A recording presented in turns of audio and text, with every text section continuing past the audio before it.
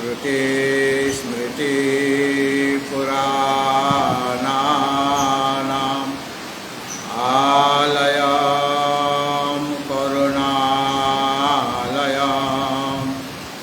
नमामि भगवत्पादं शङ्करं लोकशङ्करम् सर्ववेदान्त सिद्धान्त गोचरं तमगोचरं गोविन्दं परमानन्दं सद्गुरुं प्रणतोऽस्म्यहम्।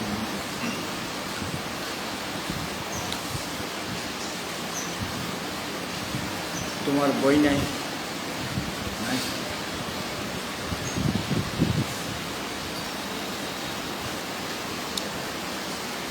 আজকে প্রাতঃকালীন সত্রে আমাদের আলোচ্য বিষয় জগৎগুরু শঙ্করাচার্য প্রণীত বেদান্তের প্রকরণ গ্রন্থ বিবেক চূড়ামণি। গতকাল 421 অবধি হয়েছিল, ঠিক আছে? 421 অবধি হয়েছিল, আজ 422 থেকে হবে।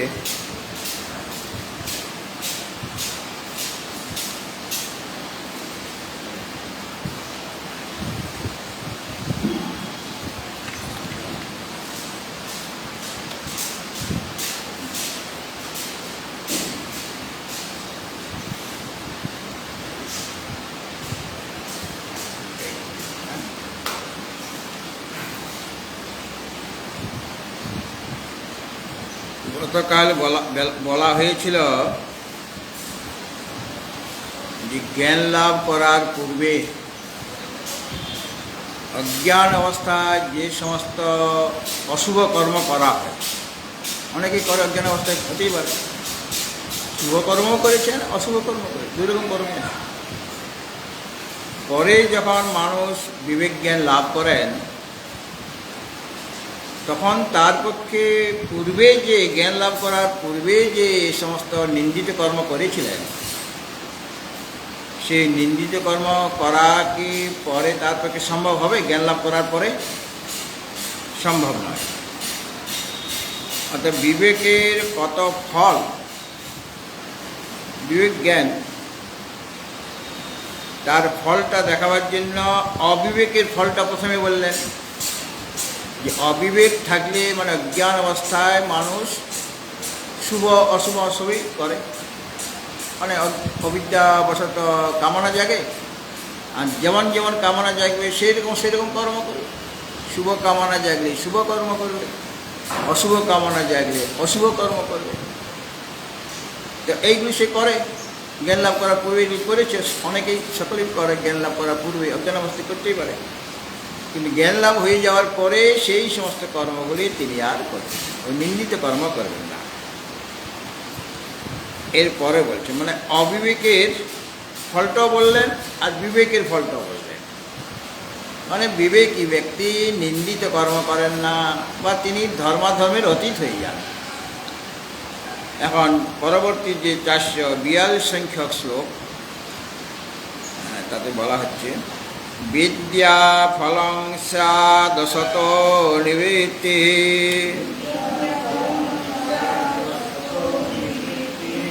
দয়ে হসন্ত বলা যাবে না, তো পুরা দ বলতে হবে। বিদ্যা ফলং স্যাদশত নিবৃত্তি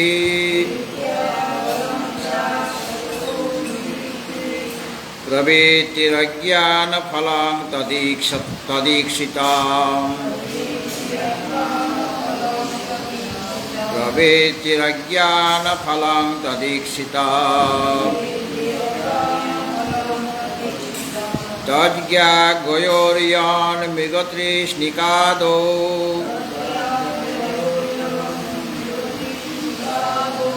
লুপ্ত আকারে উচ্চারণ হয় না, তজ্ঞা গয়োরিয়ান মৃগতৃষ্ণিকাদো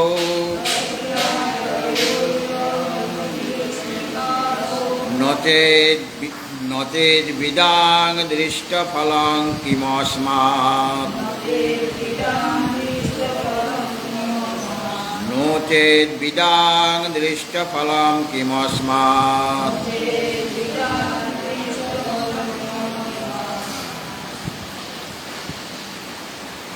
পূর্বে বলা হয়েছিল এক সময়ে কয়েকটা শ্লোকের আগে যে বৈরাগ্যের ফল হলো বোধ মানে আত্মসাক্ষাৎকার, আর আত্মসাক্ষাৎকারের ফল হলো উপরতি মানে বিষয় নিবৃত্তি, আর সানন্দ অনুভবের ফল হলো শান্তি। শান্তি মানে অজ্ঞান এবং বাসনার নিবৃত্তি, অজ্ঞান নিবৃত্তি এবং বাসনার নিবৃত্তি। আর অজ্ঞান বাসনার নিবৃত্তি হচ্ছে উপরতির ফল। উপরতি মানে বিষয় নিবৃত্তি, তার ফল হচ্ছে উপরতির ফল হচ্ছে অজ্ঞান বাসনার নিবৃত্তি। এইগুলি আগে বলা হয়েছিল। এখন বলা হচ্ছে আরও ওই ফলের বিষয়ে, বিদ্যা ফলং স্যাৎ অসত নিবৃত্তি। এখন সন্ধি বিচ্ছেদ করে বলছে, হ্যাঁ, বিদ্যা ফলং স্যাৎ অসত নিবৃত্তি। বিদ্যার ফল কি? বিদ্যা মানে জ্ঞান, সেই জ্ঞানের ফল কি না অসত নিবৃত্তি, অসৎ থেকে নিবৃত্তি। সন্ধি বিচ্ছেদ করলে দাঁড়াবে সৎ যোগ অসৎ, সদ সৎ সৎ যোগ অসৎ। তো বিদ্যা ফলং, বিদ্যার ফলটা কি মানে জ্ঞান লাভ করলে কি ফল হবে, কি প্রয়োজন সাধিত হবে, তার উত্তরে বলা হচ্ছে অসত নিবৃত্তি, অসতে নিবৃত্তি হবে। অসৎ মানে মিথ্যা পদার্থ, মিথ্যা পদার্থ হলে অসৎ। না সত বিদ্যতে ভাব, না ভাব বিদ্যতে সতা, উভয়োরপি দৃষ্টন্তস্তনয়স্তত্ত্বদর্শনী। অসতের নিবৃত্তি হবে, অসৎ মানে মিথ্যা পদার্থ, তার নিবৃত্তি স্যাৎ মানে হয়। এটা হলো জ্ঞানের ফল। আর অজ্ঞানের ফল কি? যেমন ওখানে বিবেকের ফল আর অবিবেকের ফল দুটোই বলা হয়েছে এই আগের শ্লোকে। হ্যাঁ, বিবেকের ফল কি আর অবিবেকের ফল কি দুটাই বলে দেওয়া হয়েছে। সেরকমভাবে এখানে প্রথমে জ্ঞানের ফল কি? অসতের নিবৃত্তি মানে মিথ্যা পদার্থের নিবৃত্তি হয়ে যাবে। আর অজ্ঞানের ফল কি না প্রবৃত্তি, প্রবৃত্তি অজ্ঞান ফলং পরে আছে। বিদ্যা ফলং অসত নিবৃত্তি স্যাৎ, আর জ্ঞান ফলং অজ্ঞান ফলং প্রবৃত্তি তৎ ঈক্ষিতম। অবিদ্যার ফল হচ্ছে, অবিদ্যা মানে অজ্ঞান, অজ্ঞানের ফল হচ্ছে প্রবৃত্তি। প্রবৃত্তি মানে মিথ্যা যে অনাত্মা পদার্থ, সেই পদার্থ বিষয়ে যে প্রবৃত্তি, সেগুলো লাভ করার যে ইচ্ছা। বলে অজ্ঞান ফলং প্রবৃত্তি, অজ্ঞানের ফল হচ্ছে প্রবৃত্তি। প্রবৃত্তি মানে ওই যত মিথ্যা পদার্থ, আমরা কার পেছনে ছুটছি সকাল থেকে সন্ধ্যা অবধি? মিথ্যা পদার্থ পেছনে ছুটছি, যেগুলি অনাত্মা, যেগুলি অনিত্য। তাহলে মিথ্যা অনাত্ম অনিত্য পদার্থ বিষয় থেকে বিষয় প্রবৃত্তি হয়ে যাবে। সে অজ্ঞান থাকলে কী হবে? মিথ্যা পদার্থগুলি পাওয়ার জন্য সে তার হুড়োহুড়ি লেগে যাবে, সে বিষয়ে প্রবৃত্তি হয়ে যাবে, মানে সেগুলি লাভ করার জন্য সে চেষ্টা করবে। তাহলে দুটোর মধ্যে কত পার্থক্য হয়ে গেল। জ্ঞানের ফল হচ্ছে অসৎ থেকে নিবৃত্তি, অসতে নিবৃত্তি হয়ে যাবে, মানে মিথ্যা পদার্থের থেকে সে নিজেকে নিবৃত্ত করে দেবে। ওইগুলিকে সে মিথ্যা বলে বুঝেছেন, ওগুলি যে অনিত্য, ওগুলি যে অনাত্মা, এইভাবে বুঝেছেন, জ্ঞানের দ্বারা সেটা বোঝা গিয়েছে। কাজে সে মিথ্যা পদার্থকে লাভ করার জন্য তার কে প্রবৃত্তি জাগবে? জাগবে কি? নিবৃত্তি হবে, নিবৃত্তি হয়ে যাবে। আর অজ্ঞানের ফল ঠিক তার উল্টো। অজ্ঞানের ফল হল প্রবৃত্তি, মানে ওই যে অসৎ পদার্থ, মিথ্যা পদার্থ, যেগুলি অনাত্মা, সেই সমস্ত পদার্থ বিষয়ে তার প্রবৃত্তি হবে, সেগুলি লাভ করার তার ইচ্ছা জাগবে। একজন মিথ্যা পদার্থের দিকে ছুটছে না, আরেকজন মিথ্যা পদার্থের দিকে ছুটছে। একজন ছুটেছে সত্যের দিকে, আরেকজন মিথ্যার দিকে। দুইটা রাস্তা আলাদা আলাদা, একটা সত্যের রাস্তা, একটা মিথ্যার রাস্তা। শ্রেয় রাস্তা প্রেয়, একটা এটা মিথ্যা। যা অজ্ঞান অবস্থায় সে তো বুঝতে পারছি না, সত্য মিথ্যা বোধ নাই তার। এই জন্য যেটা আপাত মনোরম সেদিকেই ছুটবে, বিষয় আপাত মনোরম। এই জন্য ওই যেগুলি আপাত দেখতে খুব সুন্দর, খুব সুগন্ধ বেরোচ্ছে, পাহাড়ে গেলে এমন ফুল পাওয়া যাবে যে খুব সুন্দর দেখতে, সুগন্ধ বেরোচ্ছে, ওটা হাত দিলেই বিপদ তোমার। হাত দিলেই তোমার চোখে দেখতে পাবে না, বা যেদিকে যেতে চাও সেদিকে মানে তোমার যে লক্ষ্যটা, যে রাস্তা দিয়ে তোমার যাওয়ার কথা সেই রাস্তা দিয়ে না গিয়ে অন্য রাস্তা তুমি ধরবে, এইরকমভাবে ধাঁধার মধ্যে ফেলে দেবে। ওই ওই ফুলের যদি ঘ্রাণ কেউ নেয় বা তোলার চেষ্টা করে, কেননা ওইভাবে প্রলুব্ধ করছে ফুলটা। সুতরাং অজ্ঞানের ফল হচ্ছে ওই মিথ্যা পদার্থে প্রবৃত্তি, আর জ্ঞানের ফল হচ্ছে মিথ্যা পদার্থ থেকে নিবৃত্তি হয়ে যাওয়া। দুটার ফল আলাদা। আর মিথ্যা পদার্থে যাদের প্রবৃত্তি হবে তাদের কী হবে? তাদের দুঃখ ছাড়া আর কী হবে? আর যারা মিথ্যা পদার্থ থেকে নিবৃত্ত হয়ে যাচ্ছে তাদের কি হবে? তাদের আনন্দ হবে, তাদের তো জ্ঞান লাভ হয়ে গেছে, তাদের তো মিথ্যা পদার্থ থেকে আর ছুটে যাবে না। যার যেহেতু মৃগতৃষ্ণিকাদৌ মরীচিকা, মৃগতৃষ্ণিকা মানে মরীচিকা, মরীচিকাদির ক্ষেত্রে যেমন হয়ে থাকে, অর্থাৎ যারা মৃগতৃষ্ণিকা মানে মরীচিকা, মরীচিকার জ্ঞান যার আছে যে এখানে জল নাই, এই বলতে যারা আছে মানে স্থানীয় লোক, তারা জানে এখানে জল নাই, তারা মরীচিকা থেকে নিবৃত্তি হবে। আর যাদের জ্ঞান নেই, আমরা এখান থেকে আগরতলা থেকে গেছি রাজস্থানে, হ্যাঁ, আর গিয়ে দেখি সুন্দর জল, আর জল আনতে ভুলে গেছি, বোতলে জল নাই, যা এনেছিলাম শেষ হয়ে গেছে, তৃষ্ণা পেয়েছে, সে ছুটবে ও মিথ্যা পদার্থের দিকে ছুটে মরবে, সে জল তো পাবে না।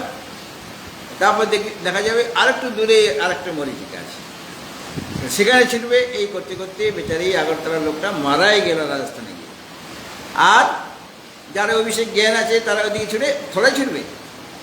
একজনের মরীচিকা বিষয়ে জ্ঞান আছে, তাহলে জ্ঞানের ফলটা কি? মরীচিকা থেকে নিবৃত্তি হয়ে যাবে, সেখানে জল আনার চেষ্টা করবে না। আর যার জ্ঞান নেই সে ছুটবে, ছুটে মরবে, তৃষ্ণায় সে মারাই যাবে। এইটা হলো দৃষ্টান্ত। অর্থাৎ সেই মৃগতৃষ্ণিকা বিষয়ে যে জ্ঞানবান সে কিন্তু নিবৃত্তি হয়ে যাবে, আর যার বিষয়ে অজ্ঞান আছে সে প্রবৃত্তি হয়ে যাবে। তৎ নিবৃত্তি আর প্রবৃত্তি, এই যে নিবৃত্তি আর প্রবৃত্তি ঈক্ষিতম মানে দেখা যায় যার জ্ঞান আছে তৎ বিষয়ে তার নিবৃত্তি হবে, আর যার তৎ বিষয়ে অজ্ঞান আছে সে প্রবৃত্তি হয়ে যাবে। এইটাই আমরা দেখতে পাই। নচেত নতুবা জ্ঞানের ফল যদি মিথ্যা পদার্থ নিবৃত্তি যদি নাই হয়, জ্ঞানের ফল বলা হয়েছে যে মিথ্যা পদার্থ থেকে সে নিবৃত্ত হয়ে যাবে। যদি জ্ঞানের ফলটা মিথ্যা পদার্থ থেকে নিবৃত্তি যদি না হয়, তাহলে পরে বিদাং, বিদাং মানে বিদ মানে হলো জ্ঞানী। বিদ শব্দের অর্থ হলো জ্ঞানী। এমনি বিদ ধাতুর অর্থ জানা বা জ্ঞান লাভ করা, এমনি বিদ ধাতুটাও ওর সাথে প্রত্যয় যোগ করে বিদ মানে জ্ঞানী ব্যক্তি। কালকে বলা হয়েছে বিদ বরিষ্ঠ বলা হয়েছিল, বিদ মানে জ্ঞানী, বিদ বরিষ্ঠ মানে জ্ঞানী শ্রেষ্ঠ। তো ওখানে বিদ বরিষ্ঠ যেখানে বলা হয়েছে সেখানে এইরকমভাবে তার অর্থটা করা হয়েছিল যে বিদ মানে বিদ্বান অর্থাৎ জ্ঞানী, অর্থাৎ কেবল ধাতুর উত্তরে যদি কি প্রত্যয় করা হয় তাহলে বিদ মানে বিদ্বান হয়ে যাবে। ধাতুর উত্তরে কি প্রত্যয় করা হয়েছে।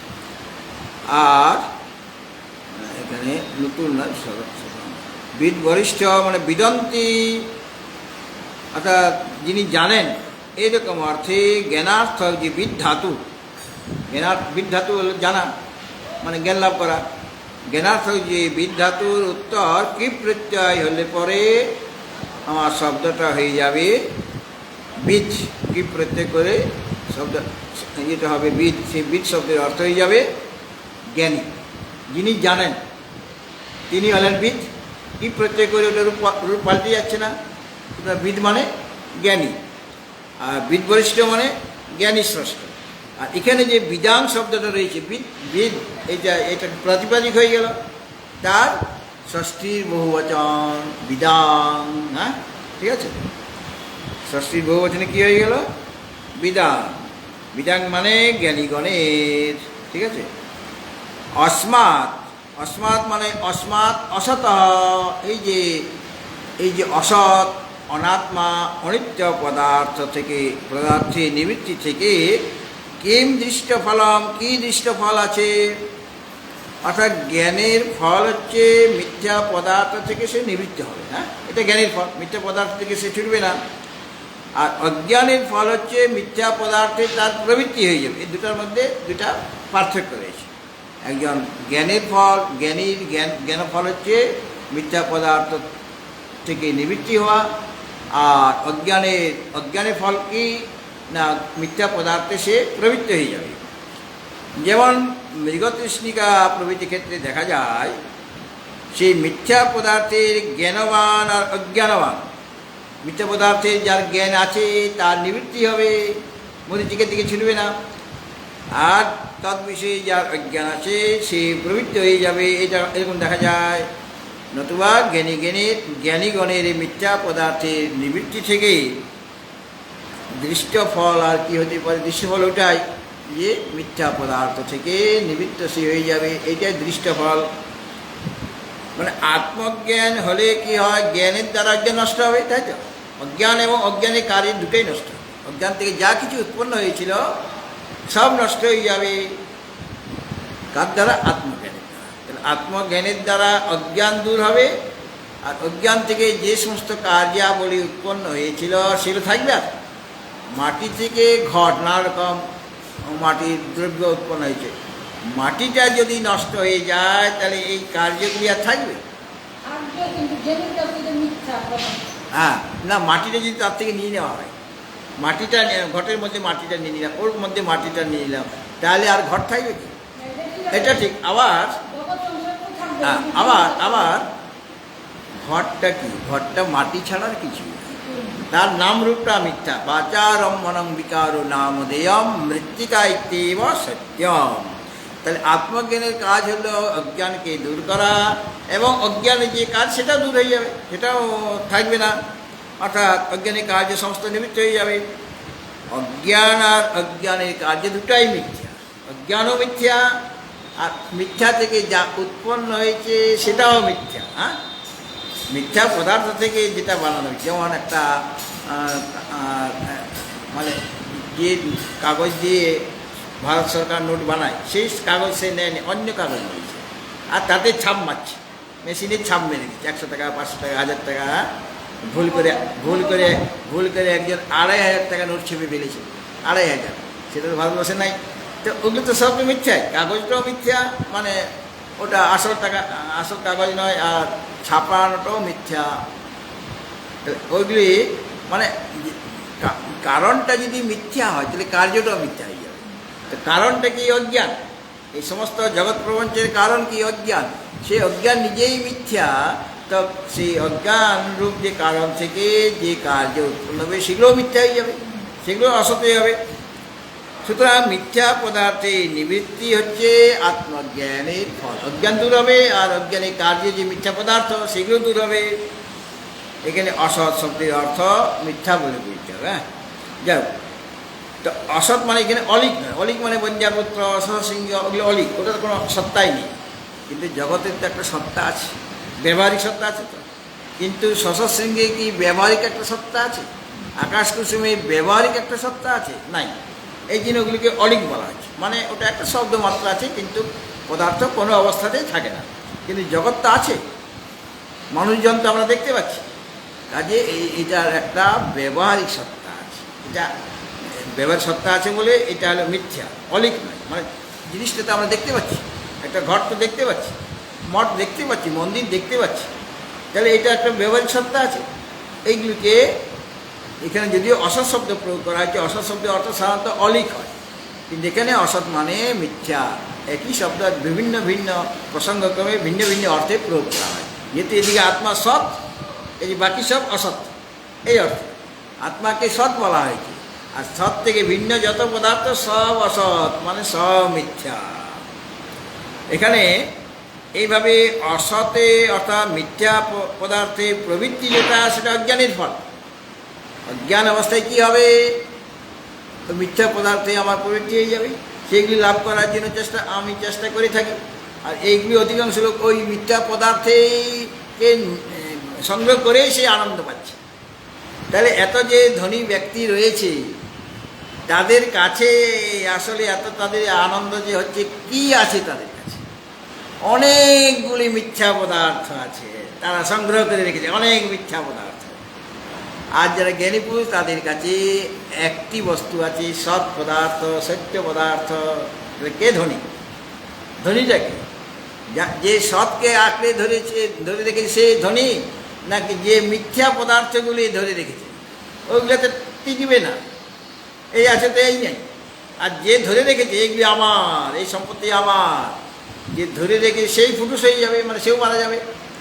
আর যেগুলি ধরে রেখেছে মনে করছে আমি এতগুলি জিনিস ধরে রেখেছি, তারপর দেখা যাবে ধীরে ধীরে হাতটা ছোটো হয়ে যাচ্ছে, মানে ওই জিনিসগুলি সব নষ্ট হয়ে যাচ্ছে, সব জিনিসগুলি নাই, সব মিথ্যা ফুরুত করে উড়ে যাচ্ছে। মানে ওগুলি তো অনিত্য পদার্থ, চিরকাল থাকছে না। সুতরাং অজ্ঞান অবস্থায় আমরা অনেক ছেঁড়া কাঁথা, ছেঁড়া কাগজ বা এই টুকরো টুকরো সাধারণ ছোটোখাটো পাথর, মাটি সব ঘরটায় ভর্তি করে রেখে দিয়েছি। তাহলে পর আমি কি খুব মূল্যবান পদার্থ সংগ্রহ করেছি কি? আমার যে যারা বিবেকী পুরুষ হবে তারা এসেই, মহারাজ আপনি এই ঘরে আছেন, এখানে ছেঁড়া কাঁথা, এখানে ওই মাদুরটা ছেঁড়া, এই বিছানাটা ছেঁড়া, এদিকে মাটি আছে, এদিকে কাচের টুকরা পড়ে রয়েছে, ওখানে ওই ঘটের কলসির টুকরা পড়ে রয়েছে, ওখানে ভাঙা চামচ পড়ে রয়েছে, এই ঘরে থাকেন। আর পরিষ্কার করেন, পরিষ্কার করে সেখানে রাধা মাধবের ছবি রেখে দিল মন্দিরে, হ্যাঁ, পরিষ্কার পরিচ্ছন্ন করে। তো আমরা সবাই ছেঁড়া কাঁথা সংগ্রহ করছি, মানে যা কিছু টাকা পয়সা ধন দৌলত সব ছেঁড়া কাঁথা, ছেঁড়া কাগজের মতো। এই জন্য আমরা ভাগবতে দেখতে পাই বামন ভগবান তিনি তো বলি রাজার কাছে গেছেন ত্রিপাদ ভূমি লাভ করার জন্য। তো ত্রিপাদ ভূমি তিনি দেবেন, যদিও তার গুরুদেব শুক্রাচার্য নিষেধ করেছিলেন বলিরাজকে যে দেবে না, সংকল্প করবে না। বলে না, আমি তো মনে মনে বলেই দিয়েছি যে দেব না, মুখে আমি বলেছি তাকে যে আমি ত্রিপাদ ভূমি দেব, সংকল্প না হলেও আমি তো ত্রিপাদ ভূমি দেবই তাকে, কারণ আমার বাক্যটাই সত্য, আমি যেটা বলবো সেটাই সত্য হবে। বলে তো তাহলে তুমি দেখো সব নিয়ে নেবে, কিন্তু বলে নিলে নেবে, আমি তো ত্রিপাদ ভূমি দিতে চেয়েছি, সেটা সে নেবে। তো সব নিয়ে নিলেন 2 পাদ ভূমির দ্বারা। আর 3য় পাদ রাখার জায়গা নাই, তখন বলিরাজ তার মস্তক দিয়ে দিলেন, মানে আত্মনিবেদন করলেন। ওটা হলো আত্মনিবেদন। শ্রবণং কীর্তনং বিষ্ণু স্মরণং পাদ সেবনং অর্চনং বন্দনং দাস্যম সক্ষম আত্মনিবেদন। ওটা আত্মনিবেদন করে দিল ত্রিপাদ ভূমিতে, মানে নিজেকে সমর্পণ করে দিল। তখন ছুটে আসলো এই প্রহ্লাদজি। প্রহ্লাদ হচ্ছে বলির দাদু, প্রহ্লাদের পুত্র বিরোচন, বিরোচনের পুত্র হচ্ছে বলি। প্রহ্লাদ তো জ্ঞানী ভক্ত, সে ছুটে আসলো, এসেই বামন ভগবানকে, সে তো নারায়ণ বামন ভগবান, হ্যাঁ, আর প্রহ্লাদ তো নারায়ণের ভক্ত। তিনি এসে খুব চিৎকার চেঁচামেচি করছে এর কাছে, ওই বামন ভগবানের কাছে, আপনি কীরকম, আমার নাতিটা কিছু বুঝে না, আর তার কাছ থেকে আপনি ছল করে মিথ্যার আশ্রয় গ্রহণ করে তার সব কিছু নিয়ে নিলেন, তার যত রাজ্য সব নিয়ে নিলেন, আপনি ত্রিপাদ ভূমিতে স্বর্গমর্ত পাতাল সব নিয়ে নিলেন। বেচারি অত বুঝে না, ও আমার নাতি অত বুদ্ধিশুদ্ধি আছে নাকি তার? এইভাবে আপনি ছলনা করে তার সব নিয়ে নিলেন কেন? আপনি তো কৃপা করে তাকে স্বর্গমর্ত পাতালের রাজা করেছিলেন, আর আজকে আপনি সব জিনিসগুলি ছলনা করে নিয়ে নিলেন। খুব অন্যায় কাজ হয়েছে, ভালো কাজ হয়নি আপনার। তখন শুনো, প্রহ্লাদ তো তার ভক্ত। বামন ভগবান বলছেন যে দেখো, ওই দৃষ্টান্ত দিলেন, একজনের ঘরে অনেক ময়লা টয়লা সব রয়েছে, তার খুব যত্ন সহকারে রেখেছে, ওই ময়লাগুলিকে যত্ন সহকারে রেখেছে। এখন সেই ঘরটা যদি পরিষ্কার করা হয়, তাহলে জায়গা সেই জিনিসগুলো রাখবো কোথায়? ঘরটা তো আমি পরিষ্কার করবো, ওর ঘরে ময়লা আছে, তো সেই ময়লা জিনিসগুলি, ওই ছেঁড়া কাঁথা, ছেঁড়া কাগজ, এই যে নানা রকম জিনিসগুলি রয়েছে, ধুলা বালি রয়েছে, এগুলো আমি রাখবো কোথায়? সেটা রাখার জায়গা চাই তো, সেটা দেবরাজ ইন্দ্র চাইছে, ওই ছেঁড়া কাঁথা, ছেঁড়া কাগজ তাকে আমি দেব, ও চাইছে যে ওকে আমি দেব। তার মানে তোমার ভক্ত, তোমার যে নাতি তোমার চেয়ে বড় ভক্ত, সে বিষয়ে তার বৈরাগ্য জেগেছে, সে বিবেক বৈরাগ্য তার আছে।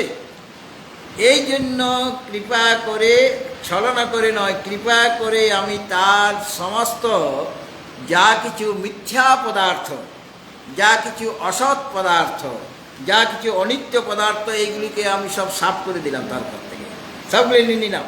স্বর্গ মর্ত পাতাল, তার 3 জায়গায় রাখার জিনিস ছিল ওই মিথ্যা জিনিসগুলিকে, সেই মিথ্যা জিনিসগুলি নিয়ে স্বর্গে দেবরাজের ঘরে ঢুকিয়ে দিলাম। ও ওগুলি চাইছে, ও তো স্বর্গচ্যুত হয়ে গেছে, কাজেই ওর ঘরে ওগুলি সব নিয়ে যাব, নিয়ে ওখানে রাখবে। কারণ ও অসৎ পদার্থ চাইছে, ও মিথ্যা পদার্থ চাইছে, ও স্বর্গের রাজা হতে চাইছে, কাজে ওকে আমি স্বর্গের রাজা করব। আর এ হবে আমি যে বামন ভগবান, এখন আমি তোমার ওই বলির অধীন হয়ে গেলাম, কারণ সে আমাকে দান করেছে। আমি গ্রহিতা, ও হচ্ছে দাতা। দাতা শ্রেষ্ঠ হয়, গ্রহিতা তার চেয়ে ছোটো হয়।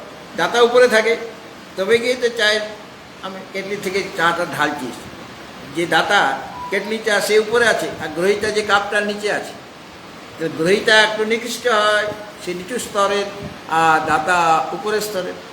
কাজে ও হলো দাতা তোমার নাতি, আমি হলাম গ্রহিতা। সব নিয়েছি, নিয়ে আরেকজনকে দিয়েছি। অবশ্য দেবরাজি চেয়েছে, মিথ্যা পদার্থ সেই চাইছে। আর তোমার নাতি খুব তো বিবেক বিচারশীল, সে তো সত্য পদার্থ চাইছে। সে তো বুঝে গেছে, তুমি নিশ্চয় তাকে কোনো গীতার কথা শুনিয়েছে, এসব বুঝে গেছে যে মিথ্যা পদার্থ দিয়ে কী হবে, অসৎ পদার্থ দিয়ে কী হবে। কাজে অসৎ পদার্থকে সে রাখবে কোথায়? আমি আসলাম সে অসৎ পদার্থ নিয়ে রাখার জায়গা আমি ঠিক করে রেখেছি। দেবরাজ ইন্দ্র চেয়েছে, আমাকে বলেছে যে আমি আমার স্বর্গরাজ্যটা চাই, তাহলে আমার কাছে বলেছে যে আমার মিথ্যা পদার্থ দাও। তো ওই মিথ্যা অনিত্য সব অনাত্ম জিনিসগুলি দেবরাজ ইন্দ্রের ঘরে রেখে আসলো, তার প্রাসাদে। আর এর ঘরে আমি ঢুকাবো নতুন জিনিস, সবকে ঢুকাবো। নিত্য বস্তুকে, নিত্য বস্তু তিনি পাবেন, মানে যেটা নির্বিকার একরকমভাবে রয়েছে, সেই তত্ত্ব, সেই স্বরূপটি এই বলিরাজ তোমার নাতি পাবে। বলো আমি এখন ঠিক করেছি কিনা? বলে আপনাকে প্রণাম, আমি যাই, আমার এমনিতে ঘুরতে ঘুরতে এসেছিলাম আর কি, আপনার সাথে ঝগড়া করতে আসিনি, আমি চললাম। তো প্রহ্লাদ তার নিজের ভুলটা বুঝতে পারে, এইরকম ভাগবতে দেখা যায় আর কি। তো এখানেও সে একই কথাই বলা হলো যে ওই জ্ঞানের ফল হচ্ছে মিথ্যা পদার্থ থেকে সে নিবৃত্তি হয়ে যাবে, মানে মিথ্যা পদার্থকে আর ধরে রাখবে না, সব তার মন থেকে বিদায়, এবং সেগুলির প্রতি তার কোনো আসক্তিও থাকবে। মিথ্যা পদার্থ আছে, বস্তুগুলি আছে, কিন্তু সে জানে এগুলি মিথ্যা। যেমন মৃগতৃষ্ণিকা আছে, যে জ্ঞানবান সেও মৃগতৃষ্ণিকা দেখছে, মরীচিকা দেখছে, আর যে ও তার অজ্ঞানী সেও তো দেখছে, কিন্তু দুজনের ফলটা আলাদা আলাদা। একজন ছুটে যাচ্ছে, আর একজন এক জায়গায় স্থিরে আছে, জানে যেখানে জল পাওয়া যাবে না। হ্যাঁ, এই হলো জ্ঞানী আর অজ্ঞানীর মধ্যে তফাৎ। সুতরাং মরুভূমিতে তো অনেক বালি আছে, সেই বালির উপরে যখন সূর্য কিরণ পড়ে, সেখানে গরম হয় বেশি। সূর্যের কিরণ পড়লে পরে বালুটা যখন গরম হয়ে যায়, গরম হলে তার থেকে একটা বাষ্প উৎপন্ন হচ্ছে গরম হয়ে, সেই বাষ্পকে দূর থেকে জল বলে ভ্রম হচ্ছে। হ্যাঁ, সেই বাষ্পটাকে জল বলে ভ্রম হচ্ছে। আর সেই বাষ্পকে দূর থেকে যারা ওই বিষয়ে অজ্ঞানী, তারা সেটাকে জল বলে ভ্রম করছে এবং জল পান করার জন্য ছুটে যাচ্ছে। অজ্ঞানী যারা, মানে ওই বিষয়ে অজ্ঞানী। আর যারা সেখানকার লোক, তারা জানে এটা মরীচিকা মাত্র, ওই বালু গরম হয়ে এরকম দেখাচ্ছে, কাজে ওখানে কোনো জল নেই। এইটা হলো দুজনের মধ্যে পার্থক্য। অর্থাৎ এখানে মৃগতৃষ্ণিকা বলা হয়েছে না, কি বলা হয়েছে? মৃগতৃষ্ণিকা, মৃগের যে তৃষ্ণা, হরিণ, মৃগ মানে হরিণ, এমনি মৃগ মানে সব পশুকেই মৃগ বলা যেতে পারে। হ্যাঁ, কিন্তু হরিণকে বোঝাতে মৃগ শব্দটা বেশি প্রয়োগ করে। মৃগ মানে হরিণ, কিন্তু মৃগ মানে সব পশুকে মৃগ বলা যায়। তিনি মৃগরাজ, মানে পশুদের রাজা হলেন সিংহ। মৃগরাজ যত পশু আছে তার মধ্যে রাজা হচ্ছেন সিংহ। তো এখানে মৃগ শব্দের অর্থ হরিণ। তো হরিণ এক জায়গায় হয়তো বিচরণ করছিল, তাদের চেষ্টা পেয়েছে, তখন তারা মরুভূমিতে ওই জল দেখতে পায়। মৃগ দেখতে পাচ্ছে, তাদের তৃষ্ণা লেগেছে, পিপাসা, তখন তারা যাচ্ছে ছুটে ওখানে জল পান করার জন্য। আর জল পান তো নাই, সেখানে জল নাই, কাজেই তারা দেখছে আর একটু দূরে আছে, সব দল নিয়ে যাচ্ছে, হ্যাঁ মৃগ একসাথে দল নিয়ে যাচ্ছে, অনেকেই যাচ্ছে। তারপরে সেখানেও জল নাই, এইভাবে তৃষ্ণাতে ঘুরতে ঘুরতে, রোদের মধ্যে ঘুরতে ঘুরতে তৃষ্ণাতে তারা মারা যায়। এই হলো মৃগ তৃষ্ণিকা। এই জন্য মরুভূমির মরীচিকার নাম দেওয়া হয়েছে মৃগ তৃষ্ণিকা। আর বিদাম মানে বিদ যে ধাতু, তাতে কৃপ প্রত্যেকের, অর্থাৎ যিনি জানেন তিনি বিদ।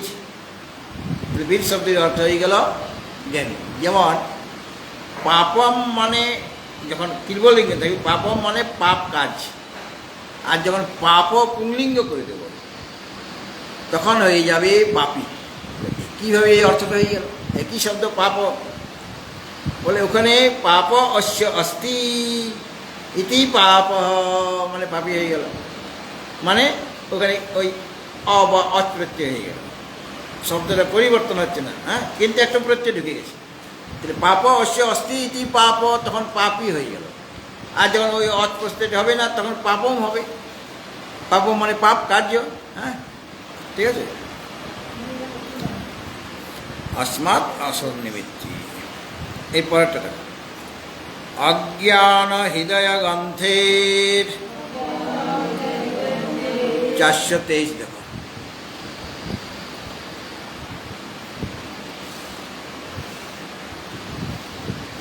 अज्ञान हृदय ग्रंथेर विनाशो यद्यशेषतः अनिच्छोर विदुषा किंनो प्रवृत्ति कारणं स्वतः अज्ञान हृदय ग्रंथेर विनाशो याद्यशेषतः अनिच्छोर विदुषा किंनो प्रवृत्ति कारणं स्वतः अज्ञान हृदय ग्रंथे। अज्ञान जनित जे हृदय ग्रंथि माने आमी आमार प्रभृति अध्यास रूप जे हृदय ग्रंथि। हृदय ग्रंथिटा हलो आमी आमार रूप जे अध्यास, सेइटा हलो हृदय ग्रंथि। अज्ञान हृदय ग्रंथि माने हृदय ग्रंथित अज्ञान जनित, अज्ञान अज्ञान हृदय अज्ञान जनित। अज्ञान थेके आमी आमार बोधटा हय, आमी आमार बोधटा कखन हय? अज्ञान थेकेई हय। এই শরীর থেকে দেখি আমি বলি এটা আমি, আর শরীরের সাথে যার সম্পর্ক আছে তারা আমার।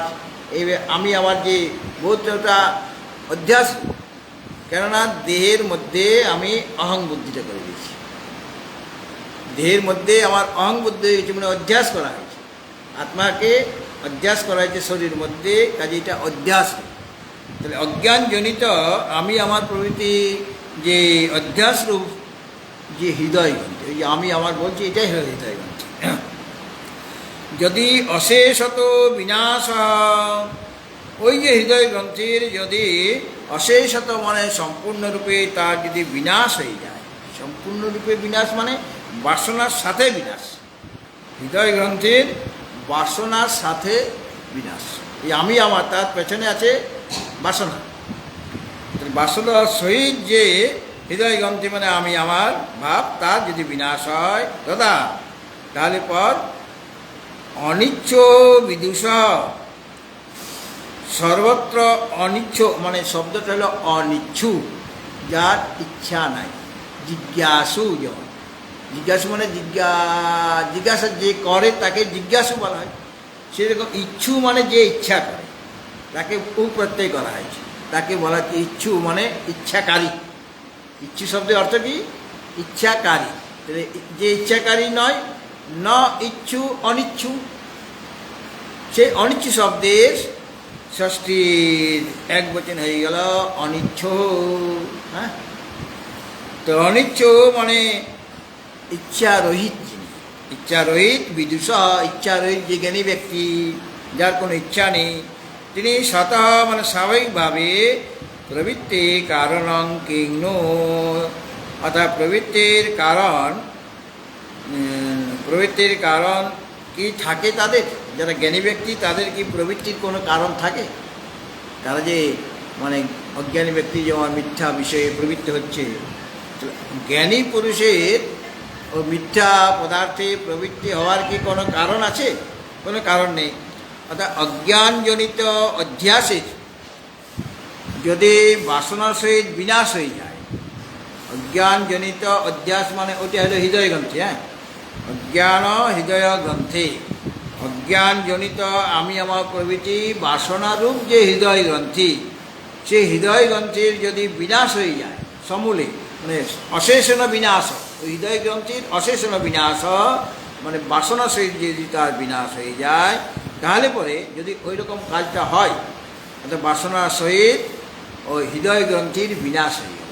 হৃদয় গ্রন্থি মানে অজ্ঞানজনিত যে আমি আমার ভাবনারূপ যে বাসনা, আমি আমার ভাবনার রূপ যে অধ্যাস, ওইটা হলো হৃদয় গ্রন্থি। আর বাসনার সহিত মানে তার পেছনে, এই অধ্যাসের পেছনে বাসনা আছে, বাসনার সহিত সেই অধ্যাস অজ্ঞানজনিত অধ্যাসরূপ যে হৃদয় গ্রন্থি মানে আমি আমার ভাব, সেটা যদি বিনাশ হয়ে যায়, তাহলে সর্বত্র ইচ্ছারহিত যে জ্ঞানী, জ্ঞানী ব্যক্তিত্ব কোথাও তার ইচ্ছা নেই, কোনো বস্তু লাভ করার ইচ্ছা নেই, সে তো যাকে পেয়েছেন তাকে পেলে আর কিছু লাভ করার বাকি থাকে না। ইয়ং লব্ধ্বা চা পরং লাভম মন্যতে নাধিকং তথা ইয়াস্মিন স্থিতো ন দুঃখেন গুরুনাপি বিচার্যতে। তার ইচ্ছারহিত যে জ্ঞানী ব্যক্তি, তার স্বাভাবিকভাবে প্রবৃত্তির কারণ কি আর থাকতে পারে? কারণ তার তো কোনো ইচ্ছাই নেই, কোনো বস্তু লাভ করার তার ইচ্ছাই নেই। তাহলে পর স্বতঃ মানে স্বাভাবিকভাবে প্রবৃত্তি কারণং কিংনো, অর্থাৎ তিনি কি সেই, তার তো কোনো ইচ্ছা নাই, মানে ওই বস্তু লাভ করার কিছু ইচ্ছা নাই, মিথ্যা বস্তু লাভ করার তার ইচ্ছাই নেই, কাজে তার কি স্বাভাবিকভাবে ওই সমস্ত বস্তুতে প্রবৃত্তি তার হতে পারে কি? প্রবৃত্তি হতে পারে না, কারণ প্রবৃত্তির কোনো কারণই নাই। আচ্ছা, তো আত্মজ্ঞান হলে হৃদয় গ্রন্থি নাশ হয়, যেমন আত্মজ্ঞান হলে অজ্ঞান নাশ হয় বলা হয়েছে, সেরকম হৃদয় গ্রন্থির নাশ হয়। কেন বলা হয়েছে? ভিদ্যতে হৃদয় গ্রন্থি ছিদ্যন্তে সর্বসংশয়া ক্ষীয়ন্তে চাস্য কর্মাণি তস্মিন দৃষ্টে পরাবরে। পরাবরে, পর আর পরাবরে মানে কি? পর যোগ অবর, পরাবরে সপ্তমী আছে, পরাবরে ওখানে সপ্তমীর এক বচন আছে। পরাবর মানে কি? পর মানে শ্রেষ্ঠ, এটা জানি, আর অবর মানে নিকৃষ্ট।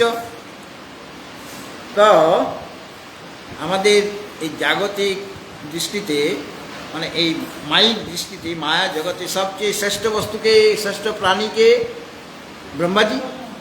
ব্রহ্মাজি যত মানে শরীর আছে, শরীরধারীর মধ্যে শ্রেষ্ঠকে, পরকে, মানে সবচেয়ে শ্রেষ্ঠ হচ্ছেন ব্রহ্মাজি। ব্রহ্মা থেকে স্তম্ভ পর্যন্ত যত প্রাণী আছে, তার মধ্যে শ্রেষ্ঠ প্রাণী হচ্ছেন ব্রহ্মাজি, বুঝলে প্রাণীদের। তো তিনি হল পর, সেই পর যার দৃষ্টিতে অবর হয়ে যায়, পর মানে ব্রহ্মাজি, যার দৃষ্টিতে, যে পরমাত্মা দৃষ্টিতে পর মানে শ্রেষ্ঠ যে ব্রহ্মাজি, তিনি অবর মানে নিকৃষ্ট হয়ে যাচ্ছেন তার কাছে, তার দৃষ্টিতে অবর তিনি কে? ব্রহ্মাজি। তাহলে আমার দৃষ্টিতে ব্রহ্মাজি হচ্ছেন পর, কিন্তু যার দৃষ্টিতে, এটা মনে রাখবে, যার দৃষ্টিতে ব্রহ্মাজিও অবর হয়ে যায়, তিনি হচ্ছেন পরাবর, পরমাত্মা। বলে এলো পরাবর।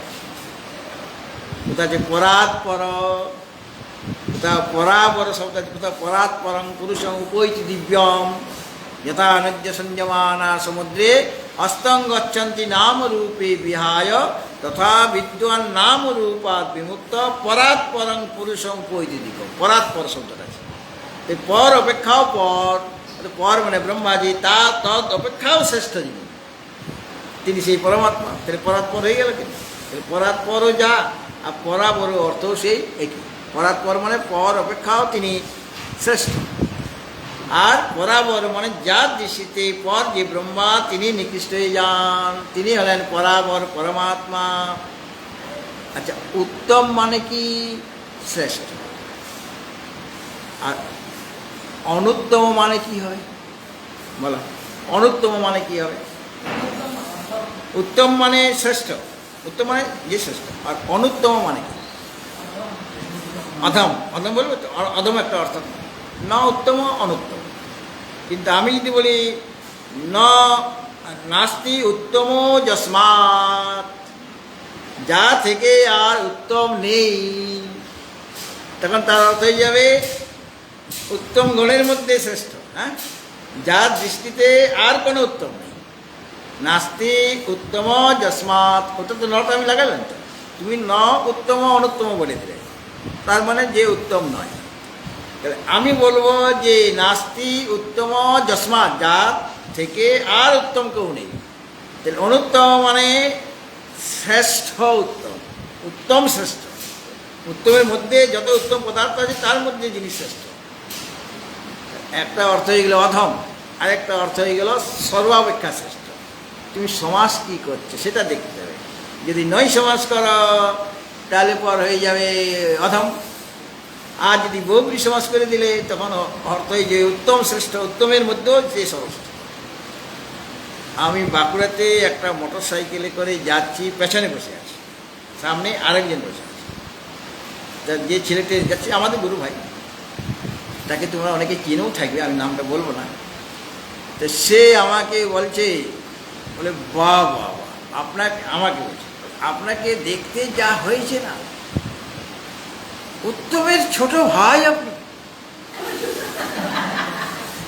উত্তমের ছোট ভাই আপনি। তাও ভালো, উত্তম না হলেও আমি তো উত্তমের ভাই তো তরুণ কুমার, তো তরুণ কুমার দেখতে অত তো খারাপ না। উত্তমের ভাই তো তরুণ কুমার, তরুণ কুমার তো দেখতে তো সুন্দরই, যদিও উত্তম কুমার মতো তাকে দেখতে না, কিন্তু হ্যাঁ দাঁড়াও বলছি উত্তমের ছোটো ভাই, আমি ভাবছি এটা তো তাহলে আমি তরুণ কুমার, মানে দেখতে আমিও ভালো। হ্যাঁ, আমাকে তো বলছে, তার উপরে ওটা হাসছে, ওই যে যে বলেছে সে হাসছে, বলে মহারাজ আজকে আপনাকে দিলাম। বলে কী দিলে? আমি তো তরুণ কুমার, আমি তো কী সব স্টাইল করে যাচ্ছি দেখতে পাচ্ছি না। উত্তমের ছোটো ভাই হচ্ছে অধম ভাই, উত্তমের আরেকজন ছোটো ভাই আছে সে অধম, উত্তমের ছোটো ভাই অধম। বলে আপনি কি? বলে এইবার তোমাকে মার, চলো আসবে তোমাকে মার দেবো জল করে, মানে আমাকে অধম কুমার বলতে চেয়েছে, আর আমি ভাবছি নিজেকে তরুণ কুমার। কাজেই সে কি দৃষ্টিতে বলছে আমাকে আমি তো বুঝতে পারি না, আমি তো আমার মতো করে বুঝছি, আমার মতো করে বুঝে আমি তরুণ কুমার হয়ে গেলাম। আর ও যেভাবে বলতে চেয়েছে আমাকে অধম কুমার সাজাতে চাইছে, তো আমি মুহূর্তের মধ্যে বুঝে গেলাম। তারপরে তাকে বলি চলো আশ্রমে চলো, তোমাকে ভালো করে দেবো আজকে, আমাকে অধম কুমার বলবে। হ্যাঁ, যাক, মানে একটা শব্দেরই নানা রকম অর্থ হতে পারে। হ্যাঁ, সেটাই আমার বলার উদ্দেশ্য। তা এখানে যেটা বলা হচ্ছে যে ভিদ্যতে হৃদয় গ্রন্থি, মানে বরাবর যে পরমাত্মা তার জ্ঞান হয়ে গেলে বিদ্যতে হৃদয় গ্রন্থি, হৃদয় গ্রন্থি ছিন্ন ভিন্ন যে মানে নষ্ট হয়ে যাবে। ছিদ্যন্তে সর্বসংশয়া, সমস্ত সংশয় তোমার দূর হয়ে যাবে। আর ক্ষীয়ন্তে চাস্য কর্মাণি, সমস্ত কর্ম ক্ষয়প্রাপ্ত হয়ে যাবে। কিন্তু প্রারব্ধ অতিরিক্ত ক্রিয়মান সঞ্চিত কর্মের ক্ষয় হবে, এখানে বলা হয়েছে। কখন হবে? তসমিন দৃষ্টে পরাবরে, সেই পরাবর পরমাত্মা যখন দর্শন হবে, তাকে যখন আত্মসাক্ষাৎকার করবে, আত্মার যখন সাক্ষাৎকার হবে তখন তোমার হৃদয় গ্রন্থি বিদীর্ণ হবে, মানে নষ্ট হয়ে যাবে, আর সংশয়ও দূর হয়ে যাবে, আর কর্মও ভস্মীভূত হয়ে যাবে। কেবল প্রারব্ধ কর্মটা শরীর রক্ষা করার জন্য থেকে যায়। শরীরটা তো থাকবে, প্রারব্ধ ভোগ ছাড়া প্রারব্ধ কর্ম ক্ষয় হয় না। জ্ঞানের দ্বারা প্রারব্ধ কর্ম ক্ষয় হবে না, ওই ক্রিয়মান সঞ্চিত কর্ম ক্ষয় হবে, প্রারব্ধ কর্মটা থেকেই যাবে। এই জন্য ওখানে অর্থ করা হয়েছে প্রারব্ধ কর্ম অতিরিক্ত যে ক্রিয়মান এবং সঞ্চিত কর্ম সেগুলি ভস্মীভূত হয়ে যায়। ক্ষীয়ন্তে চাস্য কর্মাণি, মানে ক্ষয়প্রাপ্ত হবে, মানে জ্ঞানাগ্নি সর্বকর্মাণি ভস্মসাৎ কুরুতে। ওখানে এই কথাটা বলা হয়েছে মুণ্ডক উপনিষদে। এখন হৃদয় গ্রন্থিটা কী? ভিদ্যতে হৃদয় গ্রন্থি, আর এখানেও অজ্ঞান হৃদয় গ্রন্থি কথা বলা হলো। চিজ্জড় গ্রন্থিও বলা হয়, চিজ্জড় গ্রন্থি।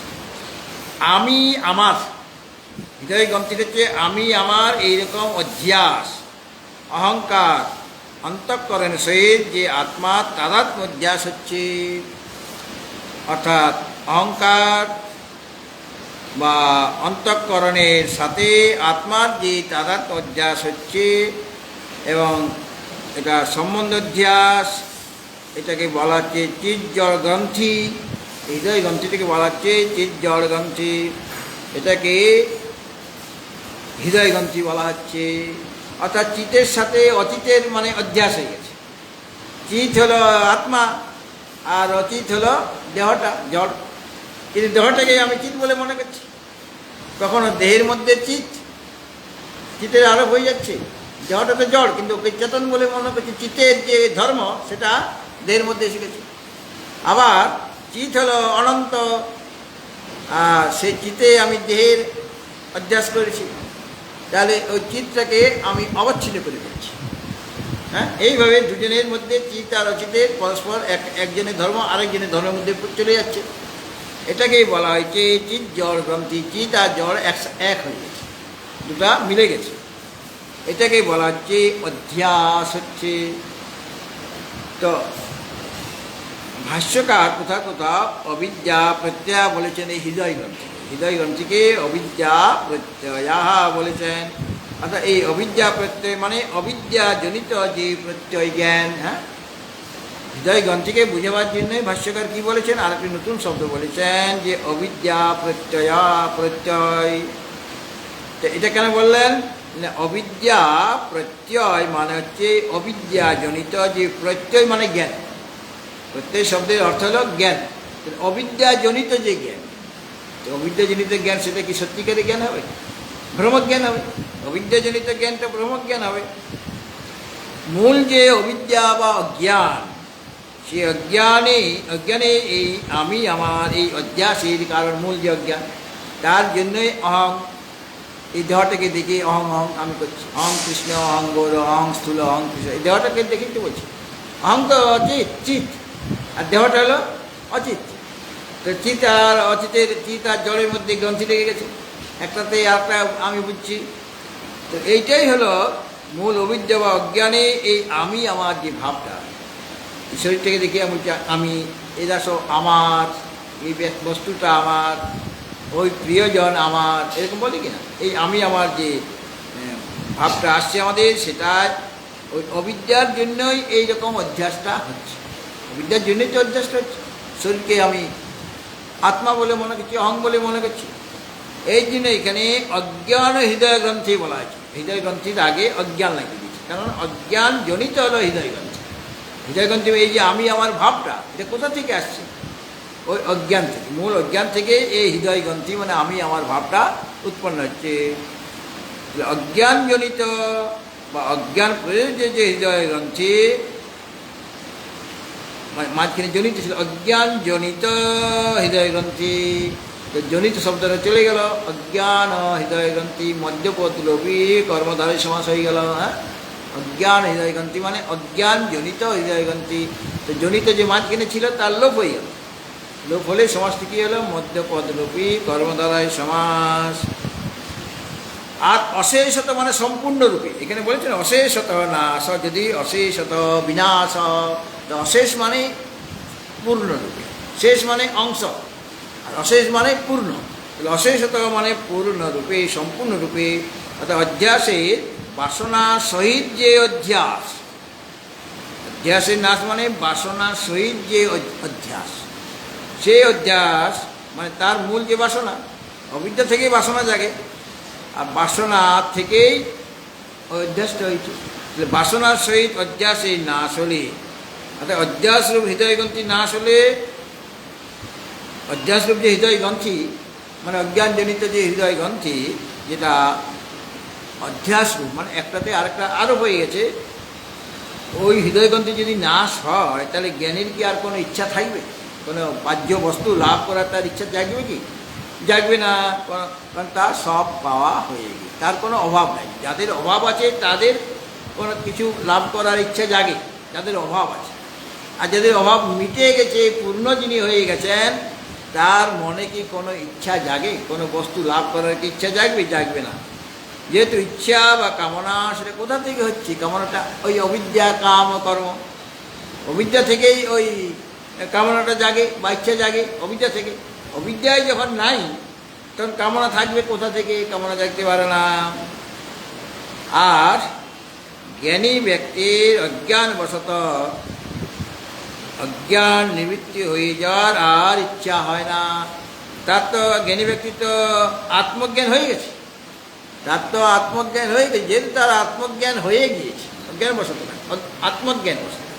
জ্ঞানীর যেহেতু আত্মজ্ঞান হয়ে গিয়েছে, আত্মজ্ঞান লাভ করেছেন, এই জন্য তার অজ্ঞান দূর হয়ে যাবে। কেন? আত্মজ্ঞানের কাজই হচ্ছে অজ্ঞানকে দূর করা।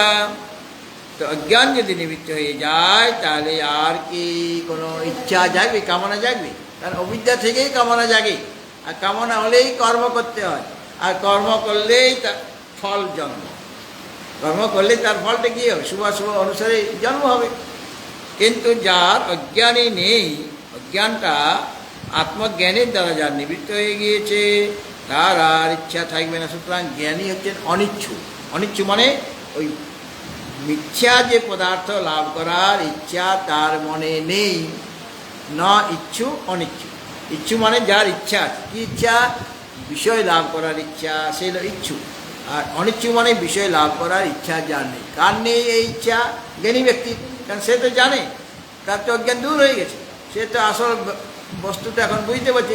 যেগুলি আমার ইচ্ছা ছিল আগে লাভ করার জন্য, সেগুলি সব মিথ্যা, তাদের কোনো সত্তাই নাই।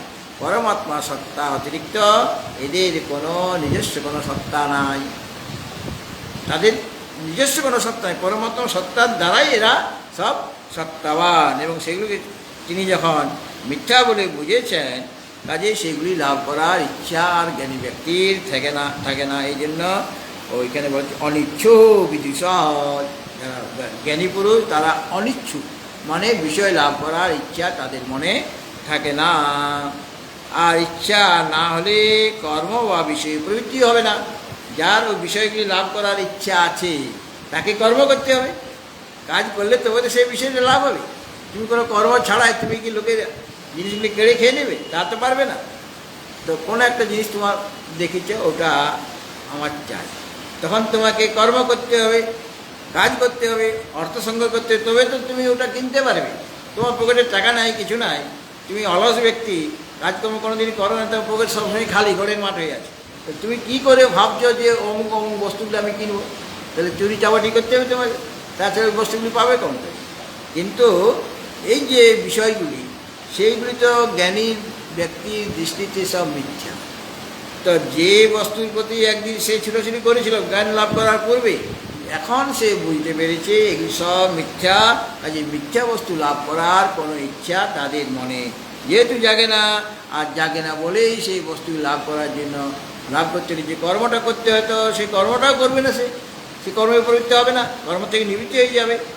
যোগারূঢ়স্য তস্যৈব সমাকারণ, ওই কর্ম থেকে সে নিবৃত্তি হয়ে যাবে। আর যারা যোগে আরোহণ করতে চান, যোগারূঢ়স্য না আরূঢ় মুনির যোগং কর্ম কারণ উচ্যতে। আরূঢ়ের মনের যোগং কর্ম কারণ উচ্যতে।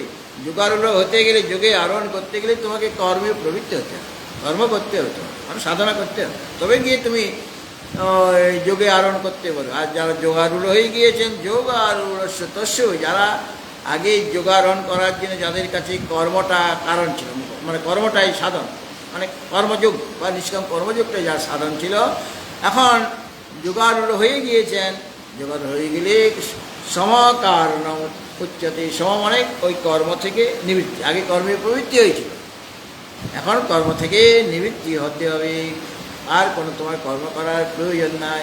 এখন তোমার কী করবে? শ্রবণ মনন আর নিধিধ্যাসন করা, আর কোনো কাজ তোমার বাকি নেই, সব কাজ তোমার করা হয়ে গেছে। যস্তাত্মরতিরেব সাত আত্মতৃপ্তস্য মানব আত্মনেব চ সন্তুষ্টস্য কার্যও ন বিদ্যতে। এক সময় হয় কি, এমন একটা পরিস্থিতি আসে যখন আমার কর্ম করার কোনো প্রয়োজনই আছে, সে কর্ম করতে পারে লোকশিক্ষার জন্য। যদ্যদাচরতি শ্রেষ্ঠ তত্তদেবেতরোজন স যৎ প্রমাণং করুতে লোকস্তদনুবর্ততে। লোক কল্যাণের জন্য সে কর্ম করতে পারে, কিন্তু তার কর্ম করার কোনোই প্রয়োজন নেই। লোকশিক্ষার জন্য কৃপাবশত সে লোকশিক্ষার জন্য কর্ম করছে, কিন্তু সেই কর্মটা তার কোনো ফল দিতে পারে, এবং সে ওইরকমভাবে কামনা করে এই কর্ম করছে, এই বস্তু লাভ হবে এইরকম ইচ্ছে নিয়েও করছে না, কেবল লোককল্যাণ করা তার ইচ্ছা। কেননা এখন যারা এখনও জ্ঞান লাভ করতে পারেনি তারা যদি কর্ম ত্যাগ করে দেয় তাহলে এদিকেও গেল ওদিকে গেল, ওকুলো নষ্ট একুলো নষ্ট হয়ে যাবে। সুতরাং কর্ম তোমাকে করতে হয়। তুমি যদি নিষ্কাম কর্ম করতে না পারছো আজকে, তুমি সকাম কর্মই করো, কর্ম তোমাকে করতে হবে। নয় কশ্চিৎ ক্ষণমপি জাত তিষ্ঠত্য কর্মপিত কার্যতে ইহ অবস কর্ম সর্ব প্রকৃতির জরুরি। অজ্ঞানী ব্যক্তি এখনও কর্ম না করতে থাকতে পারবে না। তুমি যদি কর্ম না করে মানে অলসতা বসলে না করে থাকো, কিন্তু থাকতে পারবে না। তুমি মানসিক কর্ম করবে, মানে দুশ্চিন্তা করবে, না হলে তোমার লোকের ক্ষতি সাধনে করার চেষ্টা করতে থাকবে, মানে অশুভ কর্ম তোমার হয়ে যাবে। আর কিছু কাজ না করে যদি অলস হয়, অন্তত টেবিলটা চাপড়াবে বসে বসে, তোমার তবলা বাজাবে, টেবিলটাই তবলা মনে করে বাজাবে। তবলাতে বাজাতে জানো না, এখন টেবিলটাই তবলা মনে করে, কেউ তার কিছু বলবে তোমার টেবিল বাজাচ্ছি তোমার কি? হ্যাঁ, সুতরাং এখনও আমরা কর্ম না করে থাকতে পারি, কিন্তু কে থাকতে পারে? জ্ঞানী পুরুষ। তারা কর্ম না করলেও থাকতে পারবে, কেননা তাদের দ্বারা যে কাজটা হবে হয়ে যায় জ্ঞান লাভ করার পরে, সেটা কর্ম নয়, সেটা অকর্ম হয়ে যায়। কারণ সেই কর্ম আর কোনো ফল দেবে না, তার শুভ ফলও দেবে না আর কোনো অশুভ ফলও দেবে না। এইভাবে কর্মে তার প্রবৃত্তিও হবে না, যার হৃদয়গ্রন্থি নষ্ট হয়ে যাবে তার আর কর্মেও প্রবৃত্তি হবে না, কেন তার মিথ্যা বস্তু লাভ করার কোনো ইচ্ছাই নেই হৃদয়ে। আর ইচ্ছা নিবৃত্তি হলে অসৎ বিষয়ে প্রবৃত্তি নিবৃত্তি হয়। ইচ্ছা নাই, কাজে অসৎ বিষয়ে যে প্রবৃত্তি ছিল, সে আগে যে প্রবৃত্তি ছিল এখন নিবৃত্তি হয়ে যাবে। সুতরাং আত্মজ্ঞানের ফল হলো অসৎ নিবৃত্তি। অসৎ নিবৃত্তি মানে অসৎ, অসৎ মানে যে মিথ্যা পদার্থ, তার থেকে নিবৃত্তি হয়ে যাবে। অর্থাৎ ওইগুলি লাভ করার কোনো ইচ্ছা তার মনে আর থাকবে না। ঠিক আছে, আজীবন। হরি ওম পূর্ণমদঃ পূর্ণমিদং পূর্ণাৎ পূর্ণমুদচ্যতে পূর্ণস্য পূর্ণমাদায় পূর্ণমেবাবশিষ্যতে। ওম শান্তি শান্তি শান্তি।